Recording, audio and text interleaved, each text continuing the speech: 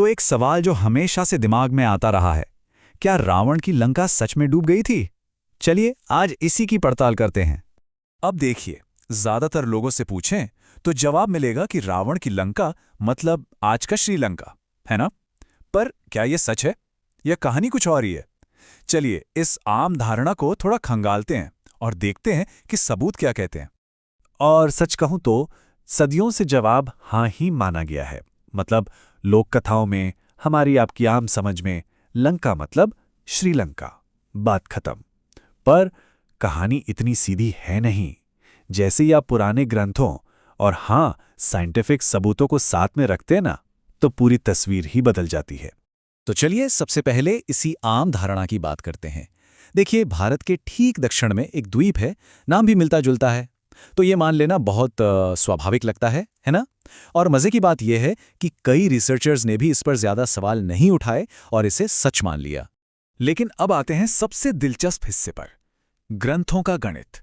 जी हाँ, हमारे प्राचीन खगोल विज्ञान के जो ग्रंथ हैं ना, वो एक बिल्कुल ही अलग कहानी बताते हैं। और ये सिर्फ किस्से कहानियां नहीं हैं, ये हैं एकदम सटीक कैलकुलेशंस।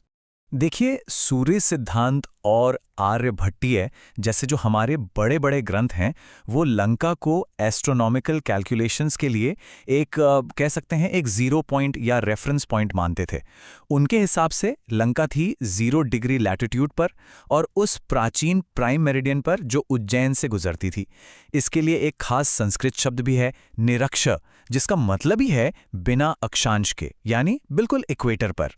तो अब असली खेल यहां शुरू होता है। चलिए एक सीधी तुलना करते हैं।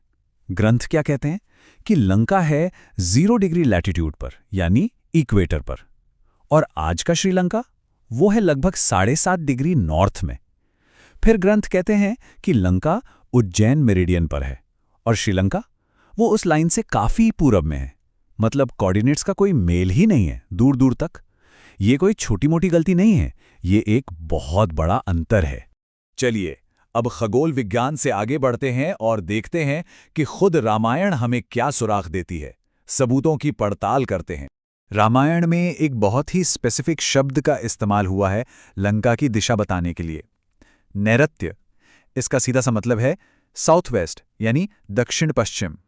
इतना ही नहीं, रावण और उसके लोगों को नैऋत्य भी कहा जाता था, मतलब दक्षिण पश्चिम के लोग। और बस यहीं पर एक और बड़ा पेच सामने आता है। रामायण कहती है लंका भारत के साउथ वेस्ट में है, और असलियत क्या है?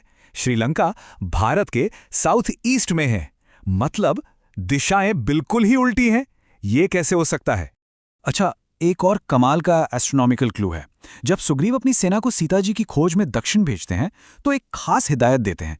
वो कहते हैं कि अगस्त्य तारा, जिसे आज हम कैनोपस स्टार कहते हैं, वो तभी दिखेगा जब तुम लोग भारत के बिल्कुल दक्षिणी सिरे पर पहुंच जाओगे। मतलब उसे ऐसे बताया गया है जैसे वो साउथ का पोल स्टार हो। और ये कोई पोएटिक लाइसेंस या कल्पना नहीं है, ये साइंस है। देखिए, पृथ्वी की धुरी जो है वो धीरे धीरे खिसकती रहती है, और इसी वजह से कैनोपस तारा असल में दक्षिणी ध्रुव तारे की जगह पर था, लगभग 12,209 बीसीई में। ये तारीख हमें सीधे सीधे आज से करीब 14,000 साल पहले के वक्त में ले जाती है। ये वो दौर था जब आखिरी आइस एज अपने पीक पर था, और सबसे जरूरी बात, समुद्र का लेवल आज से बहुत बहुत नीचे था।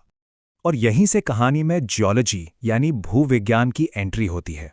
और ये एक ऐसी चौंकाने वाली संभावना की तरफ इशारा करती है जिसके बारे में शायद ही किसी ने सोचा हो। एक डूबी हुई जमीन। तो लगभग 14,000 साल पहले समुद्र का लेवल आज से 120 मीटर, जी हां 120 मीटर नीचे था। जरा अंदाजा लगाइए उस वक्त दुनिया का नक्शा कैसा दिखता होगा। बिल्कुल अलग। इस कम सी लेवल का सीधा मतलब ये था कि भारत और श्रीलंका के बीच कोई समुद्र था ही नहीं। वे एक ही जमीन का हिस्सा थे, आपस में जुड़े हुए थे। तो फिर यहां एक बड़ा सवाल खड़ा होता है, अगर आप बस पैदल चलकर जा सकते थे, तो फिर 100 योजन का विशाल समुद्र लांघकर पास के द्वीप पर जाने वाली बात का क्या मतलब हुआ? और यहीं पे जियोलॉजिस्ट एक थ्योरी सामने रखते हैं। वो कहते हैं कि अगर हम ग्रंथों के कोऑर्डिनेट्स को सही माने, यानी इक्वेटर पर और उज्जैन मेरिडियन पर, तो रावण की लंका आज हिंद महासागर में कहीं डूबी हुई होगी। सुंडा शेल्फ का एक बड़ा हिस्सा जो कभी जमीन हुआ करता था, अब पानी के नीचे है। ये वही हिस्सा है जो आइस एज खत्म होने के बाद जब समुद्र का लेवल बढ़ा तो डूब गया। तो हमने खगोल विज्ञान देख लिया, भूविज्ञान देख लिया, अब जरा ऐतिहासिक रिकॉर्ड्स पर भी एक नज़र डालते हैं। ये इस पूरी पहेली में एक और दिलचस्प परत जोड़ते हैं। क्या आप जानते हैं कि श्रीलंका नाम दरअसल काफी नया है? इसे ऑफिशियली तो 1972 में ही अपनाया गया था। सदियों तक इस आइलैंड को अलग अलग नामों से जाना जाता रहा। कभी सिंघल द्वीप, कभी अरब ट्रेडर्स का दिया सेरेंडिप, तो कभी यूरोपियंस का सेलोन। और सबसे चौंकाने वाली बात, पुराने भारतीय लेखकों ने खुद लंका और सिंघल को हमेशा दो अलग अलग जगह माना है, एक नहीं। जैसे 9वीं सदी के लेखक मुरारी लिखते हैं कि राम जी लंका से निकलने के बाद सिंघल के ऊपर से उड़े। राजशिखर के एक नाटक में तो रावण खुद कहता है कि लंका सिंघल के भी दक्षिण में है। अरे श्रीमद् भागवत में भी सिंघल और लंका की गिनती दो अलग अलग जगहों में होती है। और ये भी सोचने वाली बात है कि महाभारत के समय तक आते आते, जो कि रामायण के हजारों साल बाद का काल है, ऐसा लगता है कि रावण की लंका की असली लोकेशन को लेकर कन्फ्यूजन शुरू हो चुका था। वो धुंधली पड़ चुकी थी।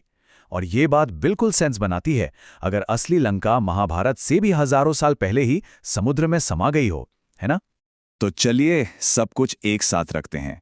हमारे पास 4 बड़े सबूत हैं जो इस आम धारणा के खिलाफ जाते हैं।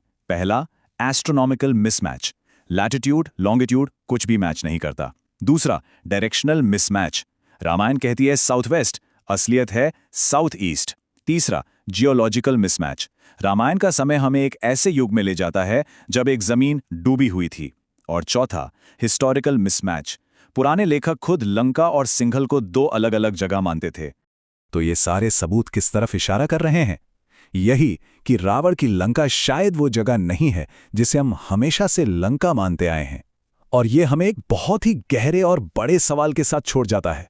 सोचिए, अगर एक पूरी की पूरी सभ्यता, एक पूरी दुनिया जिसके किस्से हम आज तक सुनते हैं, वो समंदर के नीचे गायब हो सकती है, तो फिर हम अपने प्राचीन इतिहास के बारे में और कितना कुछ है जो नहीं जानते। ये एक ऐसा सवाल है जो सच में सोचने पर मजबूर कर देता है।